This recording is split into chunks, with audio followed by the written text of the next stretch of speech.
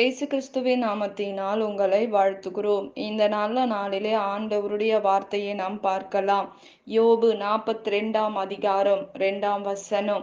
தேவரீர் சகலத்தையும் செய்ய வல்லவர், நீர் செய்ய நினைத்தது தடைப்படாது என்பதை அறிந்திருக்கிறேன்.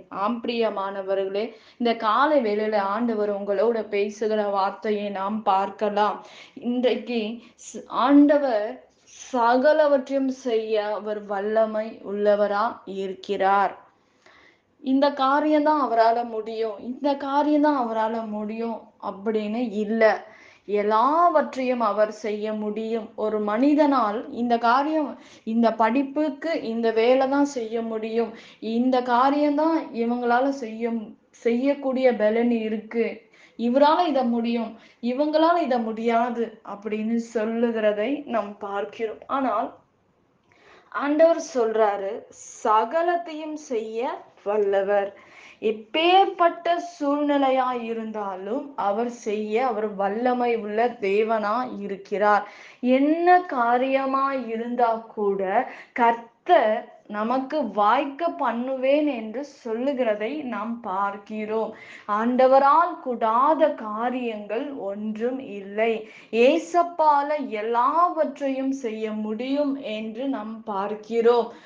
ஆண்டவரால முடியாத காரியங்கள் ஏதாவது ஒன்று இருக்கிறதா? வேதத்தில் அநேக அற்புதங்களை ஆண்டவர் செய்திருக்கிறார். கானான் ஒரு திருமணத்தில் ரசம் குறைபடும்போது கூட ஆண்டவர் அதை தண்ணீரை ரசமாக மாற்றினார் என்று வேதம் சொல்லுகிறது. இன்றைக்கு அப்படிப்பட்ட குறைவுள்ள வாழ்க்கையிலே வாழ்ந்து கொண்டிருக்கிற உங்களையும் கர்த்தர் நிறைவாக ஆசீர்வதிக்க முடியும் என்று வேதம் சொல்லுகிறதை நாம் பார்க்கிறோம். இன்றைக்கு நம்முடைய வாழ்க்கையில் எல்லா சூழ்நிலைகளை மாற்ற முடியும். ஒரு வியாதியா இருக்கிற மனுஷனை கூட சுகப்படுத்த முடியும் என்று நாம் பார்க்கிறோம். பலவீனத்தோட இருக்கிறவர்களை கர்த்தர் சுகப்படுத்த இந்த உலகத்தில் வந்தார். எல்லா பலவீனத்தையும் சாபத்தையும் ஆண்டவர் சிலுவையிலே ஜெயித்திருக்கிறார். நம்முடைய பாடுகள், வியாதிகள், அவமானங்கள், போராட்டங்கள் எல்லாவற்றையும் ஆண்டவர் ஜெயித்திருக்கிறார் என்று நாம் பார்க்கிறோம் வேதத்தில். பிரியமானவர்களே, கர்த்தர் நிச்சயமாக நம்முடைய வாழ்க்கையில் எல்லாவற்றையும் மேலான காரியங்களை நம்முடைய வாழ்க்கையில் அவர் தர விரும்புகிறார். நிச்சயமாக அவர் தர ஆயத்தமாய் இருக்கிறார். இன்றைக்கு அநேக இடத்தில் இருக்கிற சாபத்தின் நிமித்தமாக வருகிற பாடுகள், வியாதிகள், மரண படுக்கைகள் என்று நாம் பார்க்கிறோம். இந்த சாபத்திலிருந்து யார் நம்மை விடுதலையாக்க முடியும்?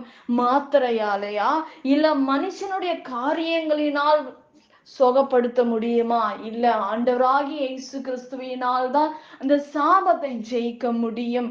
அவருடைய வல்லமை இறங்கும் போது சாபங்கள் உடைகிறதை நாம் பார்க்கிறோம். பிரியமானவர்களே, இன்றைக்கு நம்முடைய வாழ்க்கையில் நடக்கிற எல்லா காரியங்களையும் கர்த்தர் அறிந்திருக்கிறார். இன்றைக்கு ஆண்டவர் சொல்லுகிறார், சகலவற்றையும் செய்ய அவர் சகலத்தையும் செய்ய வல்லவர் என்று வேதம் சொல்லுகிறது. எல்லாவற்றையும் என்னால் செய்ய முடியும் என்று சொல்லுகிறார். ஆனால் நம்முடைய வாழ்க்கையில் சில காரியங்கள் நிமித்தமாக நாம் கொள்ளுகிறதை பார்க்கிறோம்.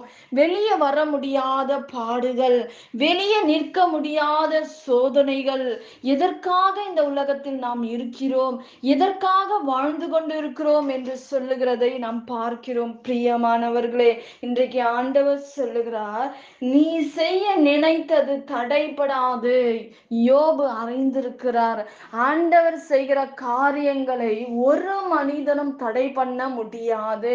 உங்களுக்கு தர வேண்டிய ஆசீர்வாதத்தை ஒருவனும் தடை செய்ய முடியாது என்று வேதம் சொல்லுகிறது.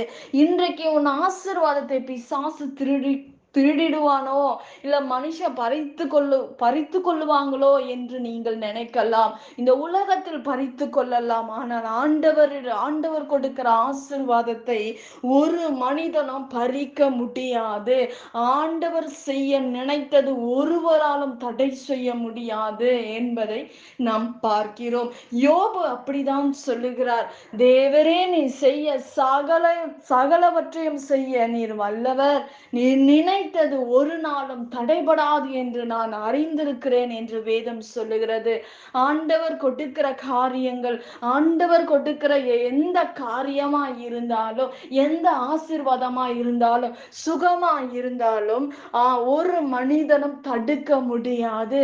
உங்களுக்கு ஆண்டவர் தருகிற ஆசீர்வாதத்தை மனிதன் தடை செய்ய முடியாது என்று நாம் பார்க்கிறோம். பிரியமானவர்களே, இன்றைக்கு உங்களுடைய வாழ்க்கையில் என்னுடைய கணவர் மனம் மாறணும் என்று நீங்கள் கேட்கலாம்.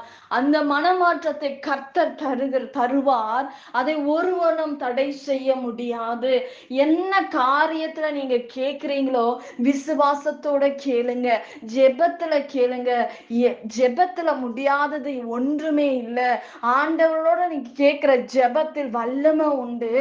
நீங்க ஆண்டவருடைய சமூகத்துல நின்று பேசுகிற காரியத்தை கர்த்தர் கேட்கிறார்.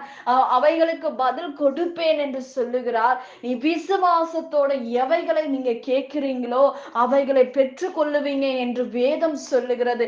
இன்றைக்கு எந்த காரியத்தில் நீங்கள் இருக்கலாம், சூழ்நிலையில் இருக்கலாம், பலவீனத்தில் இருக்கலாம், விசுவாசத்தோட கேட்கிற யாரா இருந்தாலும் அவைகளை பெற்றுக் கொள்ளுவார்கள் என்று வேதம் சொல்லுகிறது. பிரியமானவர்களே, இன்றைக்கு நீங்கள் விசுவாசத்தோட கேளுங்க, கர்த்தர் உங்களுக்கு உதவி செய்வார். நாம் ஜெபிக்கலாம். பரலோகத்தில் இருக்கிற அன்பின் பிதாவே, உங்க நாமம் மகிமைப்படுவதாக, உங்க ராஜ்யம் வருவதாக. ராஜா ஏசப்பா, இந்த நாள் ஆண்டவரே அப்பா, சகலத்தையும் செய்ய நீர் வல்லவர் என்று நாங்கள் பார்க்கிறோம். ஆண்டவரே, நீர் சகலவற்றையும் செய்து முடிப்பீராக. ராஜா, உங்க பிள்ளைகளுக்கு ஒரு அற்புதங்களை செய்யுங்க, அதிசயங்களை செய்யுங்க. இயற்கைக்கு அப்பாற்பட்ட அற்புதங்கள் நடக்கட்டும். ஆண்டவரே, சமாதானத்தை கட்டளையிடுங்க. ராஜா ஆண்டவரே, குடி பழக்கத்திலிருந்து விடுதலை தாங்கப்பா.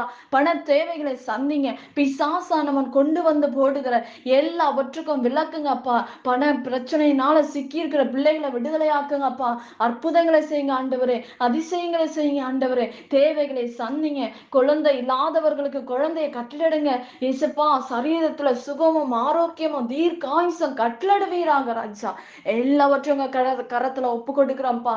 ஆண்டவரே, ஒரு விண்ணப்பத்தை சொல்லியிருக்காங்க ஆண்டவரே, கேன்சர்னால ஆண்டவரே கஷ்டப்படுகிற அந்த குழந்தையை கர்த்தர் ஆண்டவரை சுகப்படுத்துவீராக. ராஜா, அந்த பிள்ளைக்கு ஒரு அற்புதத்தை செய்வீராக. ராஜா ஆண்டவரே, உங்க கரத்துல ஒப்பு கொடுக்கிறோம்.